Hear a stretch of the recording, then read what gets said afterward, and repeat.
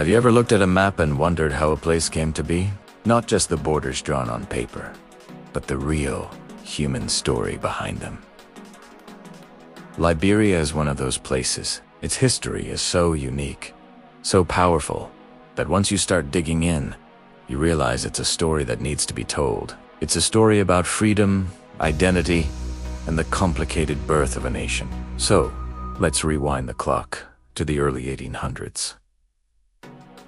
The United States was a young, deeply conflicted country, wrestling with the immense contradiction of slavery. At this time, a group of influential white Americans, including politicians and slaveholders, formed an organization called the American Colonization Society. Their goal was to establish a colony in Africa for free black Americans. Now, the motives behind this were messy, to say the least. For some, it was a genuine, if misguided, belief that black people would have better opportunities in Africa. For others, it was a way to remove free black individuals from American society, fueled by racist ideas that the two races could never coexist. It was a tangled web of idealism, prejudice, and political maneuvering.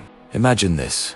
You're a free black person living in America. You may have been born there. Your family might have been there for generations, but you're still not treated as a full citizen. Then, you're offered a chance to go to a continent your ancestors were taken from, but that you've never seen. It's a one-way ticket to an unknown future.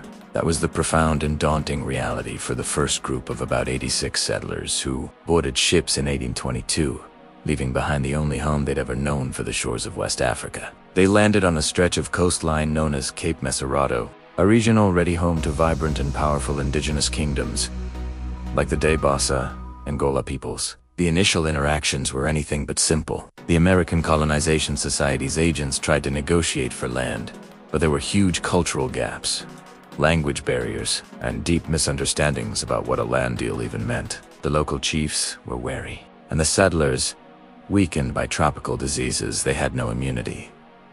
He struggled to gain a foothold. Tensions often flared into conflict, but through a combination of tense negotiations and persistence, a settlement was eventually established. They named it Monrovia, in honor of the sitting U.S. President, James Monroe, a supporter of the colonization project. From these challenging beginnings, a new and unique society began to take shape. The settlers, who came to be known as Liberians, brought with them the culture they knew. They built churches with tall steeples, constructed American-style houses with verandas, and established a government and legal system modeled after the United States. They wore Western clothing and spoke English. Picture it, a small slice of 19th century America, transplanted into the lush, humid landscape of West Africa. It created a fascinating, and often tense, cultural fusion, a society that was simultaneously building a new identity while clinging to an old one.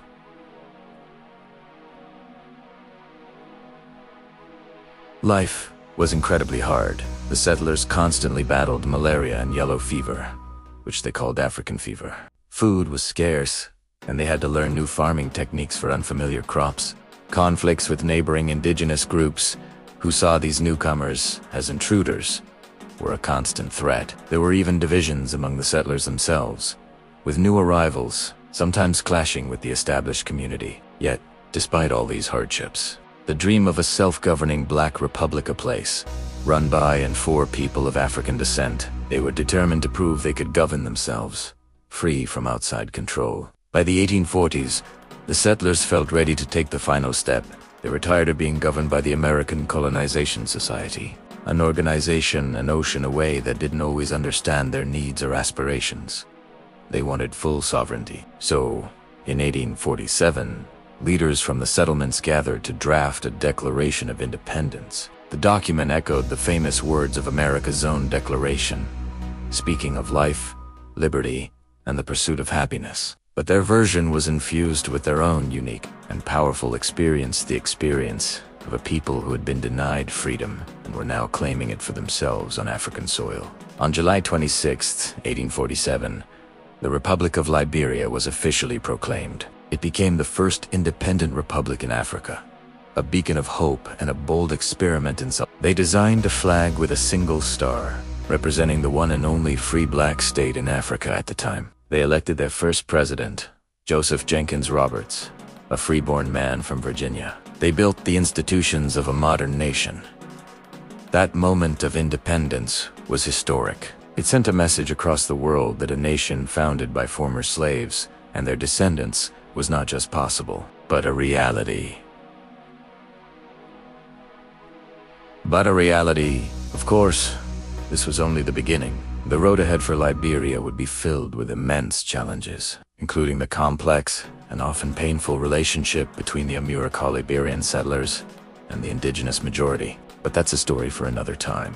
Today, Liberia continues to write its next chapter. It's a nation of incredible resilience, with a story that is layered, complex, and deeply moving. But its origins serve as a powerful reminder of the tangled journey to freedom and the incredible determination of a people to build a home of their own. Thanks so much for watching. If you found this piece of history as fascinating as I do, make sure to like and subscribe, because there are so many more stories to tell. See you next time.